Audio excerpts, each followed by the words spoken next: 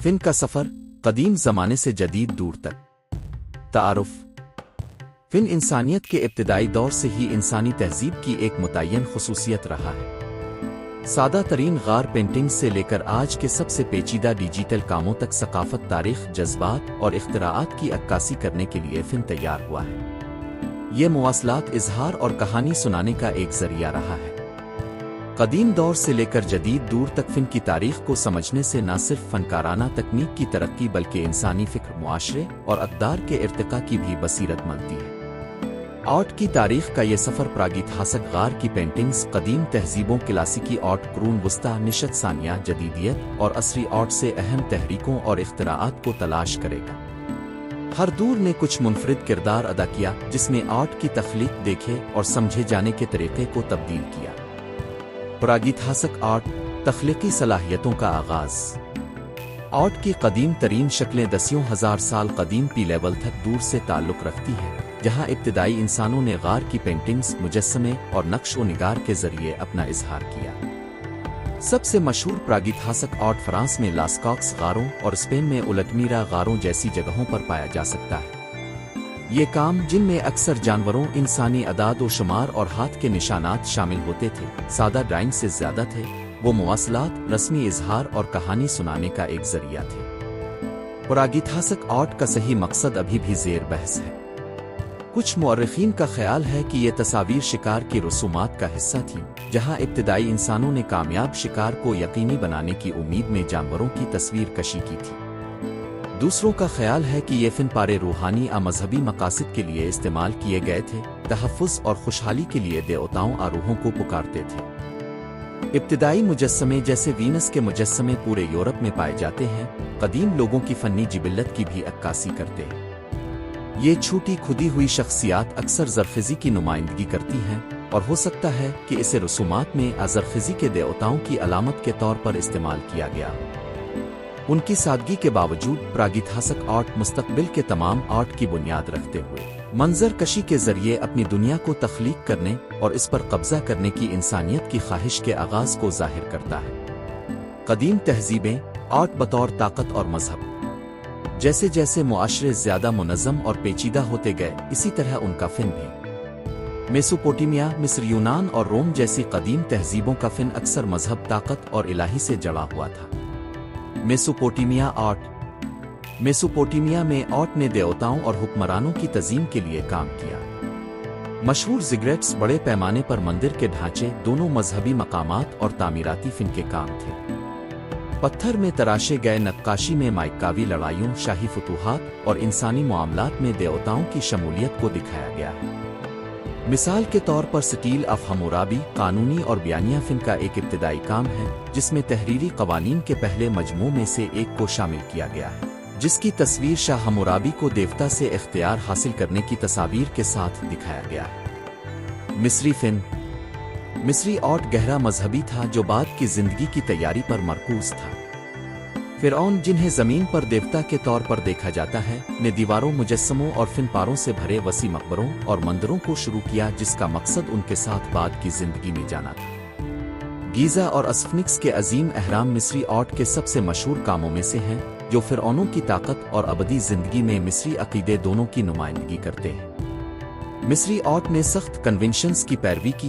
इंसानी शख्सियात को जामे मंजर में दिखाया गया, प्रोफाइल में सरों के साथ, लेकिन लाशें सामने से दिखाई गई। ये स्टाइलाइजेशन सदियों तक यकसा रही, जो एक ऐसी सकाफत की अक्कासी करती है जहां रवायत और तसलसल को बहुत ज्यादा अहमियत दी जाती थी। यूनानी और रोमन आर्ट। यूनानियों ने फितरत परस्ती और इंसानी शक्ल पर तवज्जो मरकूज करके फ़िन में इनकलाब बर्पा किया। यूनानी मुजस्समा ख़ास तौर पर क्लासिकी दौर में मिसाली इंसानी जिस्म को कामिल तनासुब में पेश करने की कोशिश करता था। पार्थेनन के मशहूर मुजस्समे बशमूल एथीना के मुजस्समे तवाज़ुन, हम आहंगी और खूबसूरती पर यूनानियों के ज़ोर को ज़ाहिर करते हैं। यूनानी आर्ट भी मिट्टी के बर्तनों तक फैला हुआ था, जहाँ प्राण के मनाजिर को तफसीली सियाह और सुर्ख रंगों में पेंट किया गया था। उन कामों ने न सिर्फ आराइशी मकासद की तकमील की, बल्कि देवताओं और हीरोज़ के अफसानों और इखलाकी कहानियों को सुनाने में भी तालीमी किरदार अदा किया। رومن آرٹ यूनानियों से बहुत ज़्यादा मुतासिर हुआ। पोर्ट्रेट में हकीकत पसंदी पर जोर देकर फितरत पसंदी को अगली सतह पर ले गया। रूमी शहंशाहों के मुजस्समे जैसे आगस्टस उनकी जिस्मानी मुशाबहत और उनकी ताकत दोनों को जाहिर करने के लिए तैयार किए गए थे। रूमी फिन तामीर ने भी आर्ट में अहम शिराकत की, जिसमें मेहराब वालट और कोलज़ैम जैसी यादगार इमारतें शामिल हैं। कुरून वस्ती का फिन, मजहब और आइकनोग्राफी। कुरून वस्ता सी 5001400 सी ने एक ऐसे दूर को निशान जद किया जहां यूरोप में ईसाई चर्च के साथ साथ दीगर खतों में इस्लामी और बाज़ंतई असरात के साथ फिन का गलबा था। बाज़ंतई आर्ट की खुसूसियत इसके मजहबी नक्श निगारी के इस्तेमाल से थी। मोज़ेक और फरिस्कूस के साथ सुन्नतों कनवारी मरियम और सीएच की तस्वीर कशी की गई थी।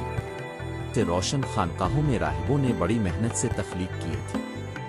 ये काम मजहबी मतन और बसरी फिन दोनों थे, जिनका मकसद एक बड़ी तादाद में नाखानदा आबादी को बाइबल और ईसाई तालीमात के बारे में आगाह करना था। रूमेंस्क और गोथक फिन तामीर ने कुरून वस्ती के ज़्यादातर दूर की तारीफ की।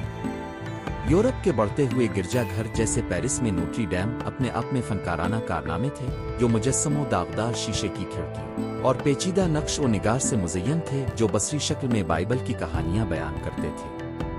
निशत सानिया, क्लासिकी नजरियात का दोबारा जन्म। 14 से 17 सदियों पर मुहित निशत सानिया ने फिन में एक गहरी तब्दीली का निशान लगाया। इटली में मरकज निशत सानिया ने यूनान और रोम के क्लासिकी नजरियात का अहया देखा, जिसमें इंसान प्रस्ती, इनफरादियत और फितरत के मुताले पर एक नई तवज्जो मरकूज की गई। फनकारों ने कुदरती दुनिया को इस अंदाज में गिरफ्त में लेने की कोशिश की जो पहले से कहीं ज्यादा हकीकत पसंदाना और दुरुस्त थी। साइंसी मुशाहदे को फनकाराना महारत के साथ मिलाया। लियोनार्डो डा विंची निशत सानिया का एक बेहतरीन आदमी था, जो बतौर मुसव्विर, मुजस्समा साज, मुजिद और साइंसदान था। इसके काम जैसे मोनालिजा और दी लास्ट सपर इसके नुक्ता नज़र, नाटोमी और जज्बाती इजहार की महारत को जाहिर करते हैं। लियोनार्डो की नोटबुक कुदरती दुनिया के बारे में इसके गहरे मुताले को जाहिर करती हैं। इंसानी जिस्म से लेकर परवाज के मेकिंग्स तक ये सब इसकी फनकाराना कोशिशों से आगाह करते हैं। माइकल एंग्लो के मुजस्समे जैसे डेविड और प्रा इंसानी शक्ल की खूबसूरती और ताकत पर निशत सानिया की तवज्जो का मजहर है। सस्टेन चैपल की छत पर उनका काम आर्ट की तारीख की सबसे मशहूर कामयाबियों में से एक है, जिसमें बाइबल के मनाजिर को बेमिसाल तहर्रुक और जज्बाती गहराई के साथ दिखाया गया है।